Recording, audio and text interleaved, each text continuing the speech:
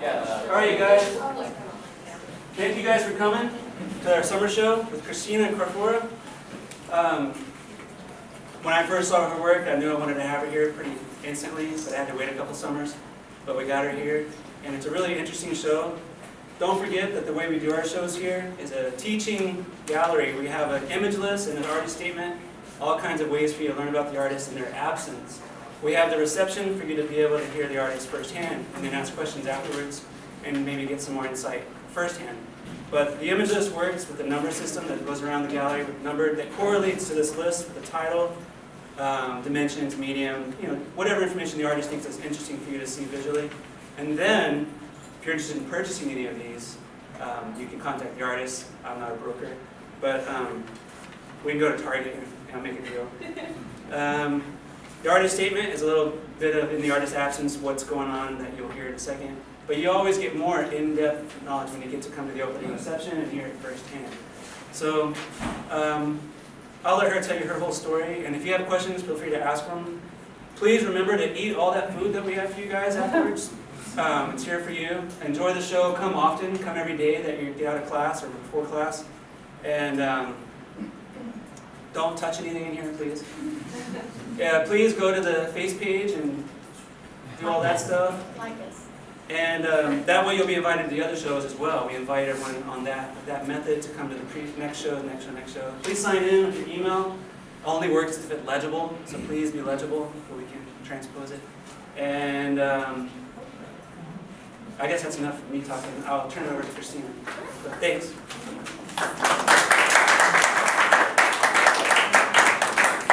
Thank you. First of all, I really appreciate this incredible turnout. I have a lot of family and really close friends and other people from parts of my life. And so I really, really appreciate all of you making it here.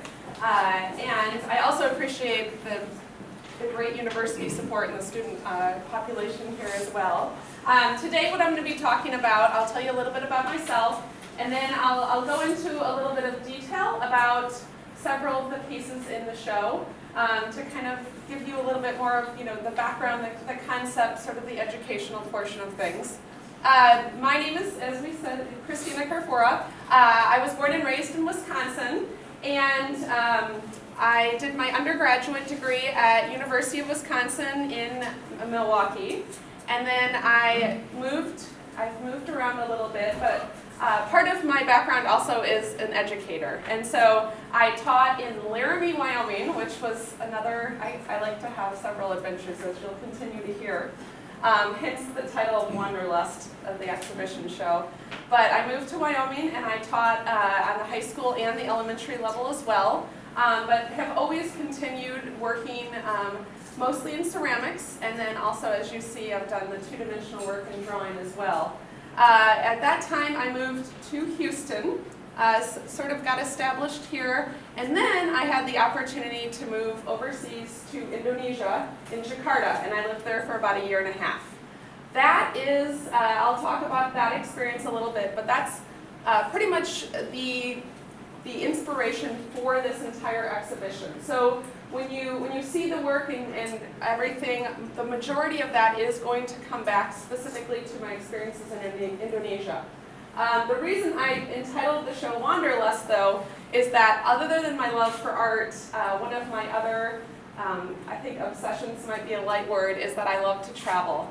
And so I've actually, thus far, I've been to 23 countries, and I still have a huge list of dozens or probably another 40 or so more of places that I'd like to visit. So if you continue to follow my work, hopefully those new places I visit will be incorporated in this experience. As far as my upbringing goes, my parents were teachers, and I just had a pretty typical normal existence. But every summer, my parents were amazing about saving up the money. Since we all had school off, we always took at least a month-long vacation. And so that really started things. While I was in the car, I'd always be doodling and drawing, or I'd be working in origami. And so I kind of like to see that my life hasn't changed too much. Instead of crossing the country in the car, I cross continents, and my work is now expanded to life size. But other than that, I still have a very narrative side and, I enjoy life. So a lot of the works you see in here do often have a more serious undertone. Sometimes some of the stories are sad or whatever, but a lot of the things you can read as they appear, sort of playful, kind of, there's a lot going on in all these pieces. I'm going to start, first of all, by talking about the drawings.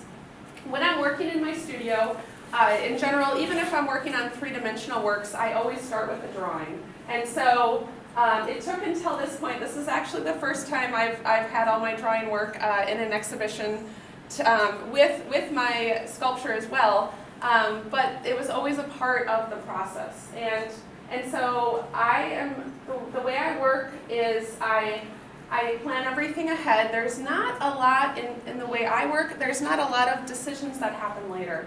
So everything's sketched out, and then from there I start the building process. Another thing people ask me about a lot of times, and if you have time, take time to read the titles, because they really give a key into what the piece is truly about. And so I always have a title of the work as well before I start a piece. So as students, if you're trying to get started, that's one way I work. It's not necessarily, has to be done. So I start with the drawings. And I'd like to talk about a few of the drawings that you see back here. You have your backs to most of them. So I'm actually going to focus first on one of the ones over here. I call these my unnatural history drawings. And the concept behind them is that I realize as a tourist, and that's how you should view all of the work in here, is not as an expert but as a tourist and as an explorer, is that these are my perception on things. And so sometimes I have lessons or things that I would like to share with the audience, but I'm not trying to tell you how to think or lecture or anything else. I feel like because I've had these opportunities, going to 23 countries, not a lot of people have been able to do that. I feel like I'm fortunate enough to have those experiences, and so there's a lot I'd like to share. Often people say, I'm so sorry, I haven't been anywhere before, whatever, and I don't think you have to physically go to these places, but the most important thing is to look at the world and think, and to really just kind of look at the details, and obviously all of this work is focused on that. So briefly, I won't go into every single piece, but they all do have a story, so if you'd like to ask me about some of them. This piece I often speak about because I feel like it has a powerful message, and it kind of gets to the heart of what a lot of this work is about. This piece is entitled The Dewey Dilemma. It was when I was living in Indonesia, in Java. There's a group of people called the Beduwi, and they live somewhat like the Amish, where they choose to remain, to have a very traditional lifestyle. But because the culture is quite a bit older than the European culture that we have in the United States now, it's actually, they've maintained this tradition for almost 1,000 years. They still speak a Sanskrit form of language, and they reject all things they consider modern, like shoes or irrigation, owning four-legged animals, crops, and so they're truly living off of the land. A lot of people question and say, well, what is their life like? It seems very, simple or not very sophisticated, but the interesting part is, although they don't actually raise crops, they grow a kind of rice naturally, and they have enough food, enough rice, for every person in their community for the next 4 years of food that they've stored. So, I mean, this is a very sophisticated, very, rich culture. And I like to bring up a lot of these because there's a lot that we as Westerners can learn, or can, sort of maybe take a different look at our own lives when studying this group.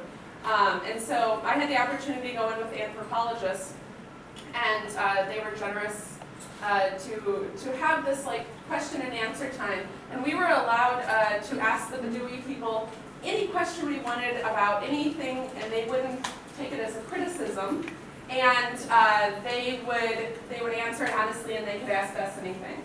It was probably one of the most valuable, eye-opening experiences in my life as far as like what it really means to be human, or just the essence of who we are. And the interesting thing was the questions that they asked us.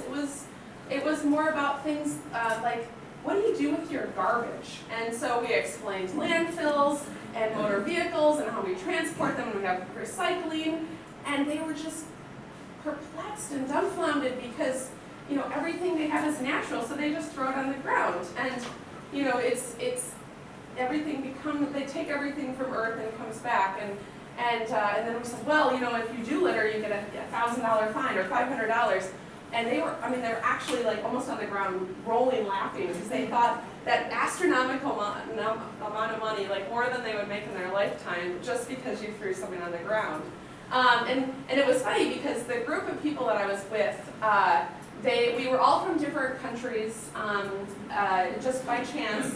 A lot of different countries in Europe, and I feel like a lot of times, again, in the United States, we're a little more isolated, and we feel like there's our island and us, and then there's Europe and everyone else.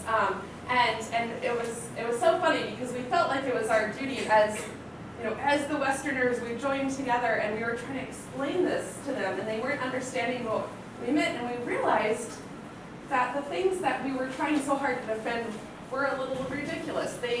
You know, it really made us try and explain what we were doing and why, and we thought, wait a minute, maybe they do have another solution to our garbage or whatever. So this piece is a little bit, again, more of a sad piece. I worry about a lot of these pieces talk about sort of social impact on other cultures that I feel like I've had traveling, and also, you know, ecotourism and things with nature and animals and our impact that way. And so I worry by going in there, you're changing the culture. And change is necessary, change will happen. And a lot of these pieces are about that change and how we deal with it.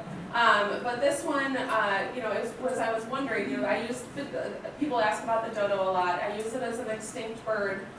It's not from that region, but it's using its flightless wing to try and protect this group of people from change.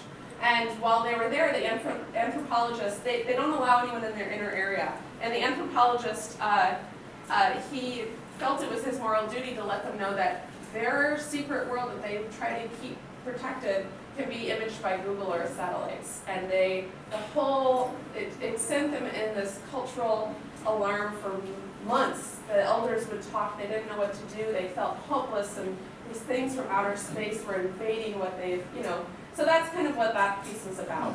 I won't go quite into that much depth about the other work, but I'll just kind of briefly give you an idea so you can start reading that. Those ideas, after I take these, and I'll talk about a couple more, then often translate into the ceramic pieces, which I'll talk about next. And so just kind of going down the line, some of the first few pieces are a little bit more lighthearted, and you know, the first piece is entitled "The Invasion of a New Environment," and you know, often I did feel like an invader instead of visiting. It's also kind of, you know, joking about how we try and keep our own environment, although we're placing ourselves somewhere else. The next piece again is and a lot of these are a little bit dark, you know, sort of ominous at times, but they're also a little bit humorous as well. And so the second piece is kind of a self-portrait, but it's how I felt often. On my odometer and my camera, I took over 10,000 pictures while I was there, and became very, you know, used to that. But often, you know, this probably was the reality of the experience, is that, you know, I did have my big scary lens, and I never really actually did this, but, you know, I felt like often, you know, I was going somewhere with all this excitement, but tending to invade and being invasive as well. The next piece over here, technical game changer. That one is, I have these sort of placed in an order. That one is directly related to the concepts of the Dewey Dilemma, and really just how technology is leapfrogging nature, and how we are going to need to continue looking at those issues and addressing them. The top has drones, and they're dragging around chromosomes, you know, which could get injured on the way or changed and things like that. And then from that concept, the next one over here is rivaling Gideon. When I was traveling through northern Vietnam and northern Thailand, often little boys would come out from the villages and they'd be so excited they'd have their rhinoceros beetles on these sticks of sugar cane. And then they would be so excited to show them to me. In that area, they fight the rhinoceros beetles. And part of the reason I love it is because it's such a pure form of entertainment by nature, because the rhinoceros beetles don't hurt each other. The people don't hurt the beetles, and all they do is lift their opponent off the ground, and then the other one's embarrassed. So it's it's a very innocent, but for them obviously, rhinoceros beetles very important because that's how they find their new mates. So anyway, as I saw that in the hands of a lot of the other kids, opposite hand was a cell phone, and so I wondered how much longer will this tradition continue? How much longer will they really show me that first instead of the cell phone, instead of the games, and how will those two merge? And so again, all of these things are a change. They seem a little sad from our wanting to preserve, and it's kind of that balance. It's more of questioning. The next piece is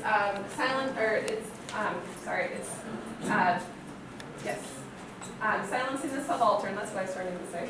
And so this was another thing as I was traveling.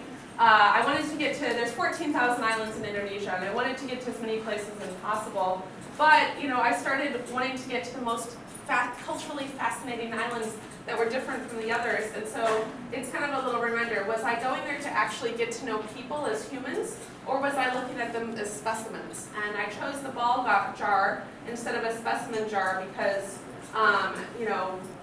it's very naive sort of way, unsophisticated way of going in there, but it's kind of that reminder, and that, and then the fact that they're contained and the lids are on, there's no air getting in.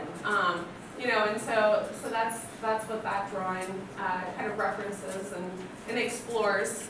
Jumping over here are the last two pieces in this series. And this one here is What is Left Unspoken. This was from Papua New Guinea. It's been changing very quickly there. And literally the culture with the mining coming in, and it's one of the last places on Earth other than the Amazon that truly has civilization that has been uncontacted by any other humans in the world. They're completely isolated, and obviously the different cultures. There's 10,000 languages on that island, and so it's because it's been so isolated. But when the mining comes in, as myself as a tourist comes in there, the culture changes. It's an oral tradition there. Their whole history is not written down, but it's by story.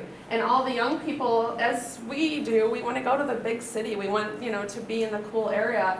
And so within one generation, within the last 15, 20 years, so many of the cultures have been lost and depleted because that oral tradition, that story isn't being told anymore. And so this was kind of talking about that, where he can't hear the story with the earbuds, and the money systems changed, and blah blah blah. So that's what that piece is about. And then very last is the crustacean wagon. It's definitely one of the more lighthearted pieces, but it's the crustacean wagon's Wanderlust, and it's sort of a self-portrait. Last year I moved like 12 times, and so this was kind of a piece I have, and you'll see some of the details in there as well. But just kind of the idea of always moving around, always changing, and having your house on your back, and really a part of you on your back, and that's how I feel when I travel. So those are the drawings, and I will go into not as much detail on the sculptural pieces, but when you're looking at the other pieces that are the 3D ceramic work, you can really think about them as tourists or individuals that you might meet on a journey as well. And so this piece here, an Indonesian epic, is 16 panels, and as far as technically, I do sgraffito, which is scratching into the clay with a needle tool. I put a white slip on, and then I do all the line work. I pre-draw everything ahead of time, and then I go in with a little tiny 3-haired paintbrush and paint the black lines in. So this piece was very time consuming, but when you're reading this, it's kind of referencing Borobudur, which is the largest Buddhist temple in the world in Java. It's not meant to be religious per se, but there are the stories of the life of Buddha on there. And as one circumnavigates, they read from the bottom up. And so if you want to attempt to kind of read the story, it's talking about my experiences here in the most earthly level, my first experiences. This one is to be the trials, the frustrations of life, and things I experienced there. And then it goes up towards, the most beautiful, amazing experiences. So that's how you can read this piece. And then as far as technical, I won't really go into a lot of the other pieces about what they mean. I feel like a lot of them you can kind of guess at. But people often ask how I work. When I'm working large, I don't have any armatures on the inside. I'm only coil building pretty much. This piece was made with slabs, so these are all flat pieces that I put together as boxes. This piece is made in 5 parts. The dodo bird over here, the way of the dodo, is made in 3 parts. So a lot of times, if you are starting to do your own work, one big change for me was when I started thinking this sort of module idea really opened up a lot of doors. So as a student, as you're working, that's one thing that really changed things. You can think about them as 5 little projects that become this one piece. Working in series are very important as well, and this is kind of a big series. And so all of these pieces are hollow, they're coil built. And then as far as the surfaces go, I spent quite a bit of time with them trying to make sure that they were connected and correlated to the unnatural history drawings. They're sort of 3-dimensional illustrations. And so I'm working, I always, with all these pieces, have a stain, metallic stain that I put on the base. And then I start working on the layers. All of these have been fired at least 3 times. And there's layers, and I'll apply a layer, and then I'll sand through. I'll fire a piece to kind of preserve that, and I keep going. And so I kind of wanted to give them a little bit more of an aged, feel to that. So with these pieces, I have underglaze. I have, some of them have glazes. I have cold finishes, meaning things that aren't fired. So I have waxes. I have shoe polish. I even have a floor sealer, and I've tested all these out. You don't just want to use those as far as archival and things that yellow over time and everything. You need to keep all those in consideration, but other than it being very time consuming, I've been really pleased with the depth and the richness that you can get out of there. And so I think that's really all I have to talk about. I'd like to open things up to questions. I know I covered quite a bit in a small amount of time, but if anyone has any questions about concept, especially technique, yes? So your drawings in particular are observations of a culture. Do you feel it's your duty as an artist to remain objective, or do you try to put a subjective spin on it to impart some kind of moral, if you will? That's an excellent question, and it's something I really think about, and it takes me a long time to do the drawings because I don't want anything to, and I'm sure I probably still haven't been totally successful, but I don't want anything to be read a way that I'm not intending. And so the answer is kind of both, but I mostly try and present it as the observer. I add a lot of details in to imply things, to add things in, to sometimes guide the viewer. But again, sometimes I don't have the answers either as far as, what do we do about cultures that are quickly being lost? I don't have a specific thing, but I want us to at least be aware of it. And so, yes, it's an excellent question because I try to tread very lightly I don't ever feel like it's my place to tell someone else how to think. And yet I realize, probably some of these are going down that path, but that's why I present it and that's why I did the natural history drawings, because those were very biased, and the first time you see an animal and they were terribly rendered, or depicting a culture that, as we see looking back, was very inaccurate. And so that's actually the reason I've chosen this format, is to hopefully a lot of people who know that history will also maybe read mine as this is not the law. So that's an excellent question, though. Yes. Yes. Well, first I want to commend you on how cohesive it all works, and I can't imagine this show without the two-dimensional art and getting a more whole picture of your entire theme. I had a question about appearing precarious. Yes, Because she isn't exactly an adventurer, and she's not exactly a spiritual person. I was wondering where she fit in this big scheme. That's a great question. She's actually the very most recent piece that I made in this series. And, as I was saying, these are about people I've met along the way. And so this would definitely be more abstract.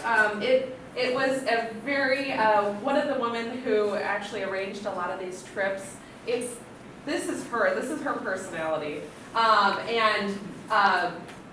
Very quick side note, her husband, she's such an adventurer. She's almost 70 now and is still trekking through all of these places, and she feels that it's her purpose in life to show others, right?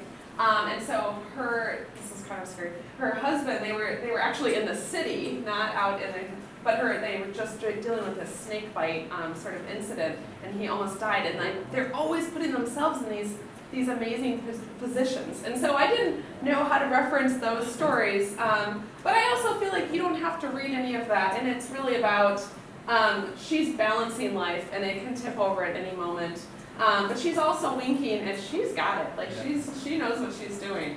And so I can see your question. It's definitely, it's kind of the end of the journey, perhaps, and definitely more loosely. But I felt like it needed to be in there because a lot of this work is very precariously balanced. And I looked up the definition of precarious, which has more of a negative undertone, actually, as far as you don't have it under control. So that's why it's the appearing that way. Underneath, she's there.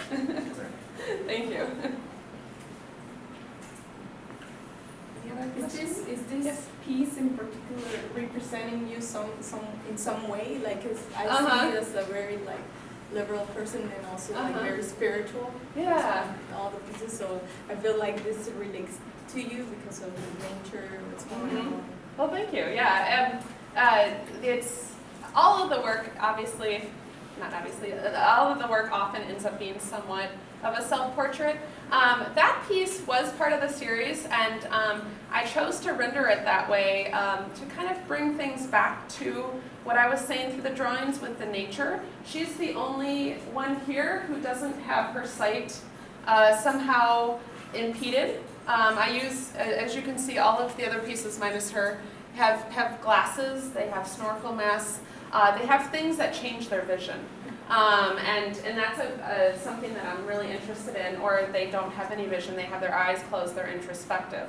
And so she was the only one that is very heavily based on nature. She's literally, as she exhales, is breathing out nature. And so I chose to finish her very differently. The title is just the Latin words for the birds and the bees. And kind of talking about the reality of nature. At first, she appears very beautiful, but there's bees on her face, and the bees can sting, and the birds could defecate in your hair, and it's a little creepy that she has birds in her hair, and so that's kind of how that's to be read, is that nature's beautiful, but there's the reality. But yeah, that's who she is, and she's the pure form, so in some ways, but the reality, and not everyone else is necessarily seeing the reality. So. Any other questions? I have one. Okay. Can you tell us about the Sherlock Holmes? Yeah. These pieces obviously are definitely the lighthearted, the fun. Often when I go places, I'd like to think I'm a detective. I'm trying to figure out what happens in certain situations, especially when I'm quite confused. And oftentimes, my revelations are two-sided. And these guys in particular, they haven't quite figured out whether they just do they just realize they're identical twins? Because they're kind of checking each other out, but they're also mirror images. And I have some other work that I've dealt with that are the mirror image. It's the two-sided. it's the duality, the both sides of things. Yeah, and so they are exact mirror images. They might be identical twins. They might just be a mirage or reflection. And so these guys are the thinkers, the explorers, and also the duality. So in short, that's what they're about.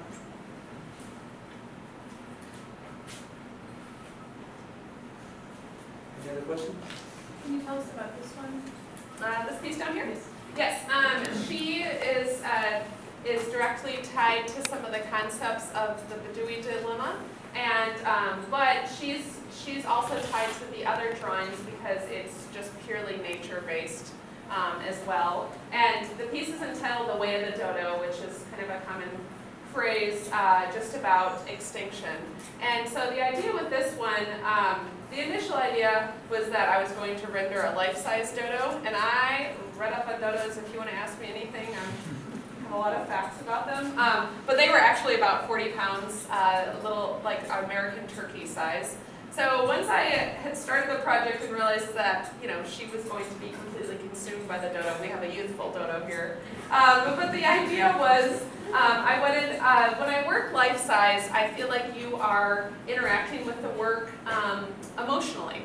You're seeing them, you're not seeing them always, these aren't necessarily about the objects, but they're about what they're communicating. And for me, I found it successful instead of, you know, smaller figurines that you read these personally. I was just doing my residency at the Houston Center for Contemporary Craft and had quite a bit of time to watch the interactions with the public.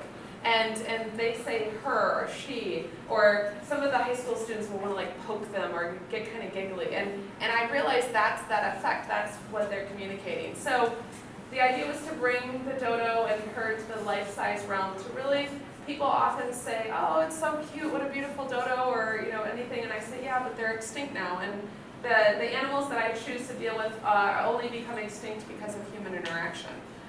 You know, and so again, it's like, oh, look at this thing that, you know, you made that we don't have anymore. And so it's kind of a little bit more sad. She's introspective. When I started this project, you know, they've been doing all the DNA, the genetic research, and trying to, you know, the idea of bringing back extinct animals. There was an article in the newspaper about the ethics of it. Do we bring back the woolly mammoth? You know, did we make them extinct to begin with? How far back do you go? And I think that will be something in science for many decades. And so, do we bring the dodo back? I don't know. If there's no more questions, you're going to be around for a little while. Yep. If y'all want to talk to Christina, but thanks for coming. Nice talk.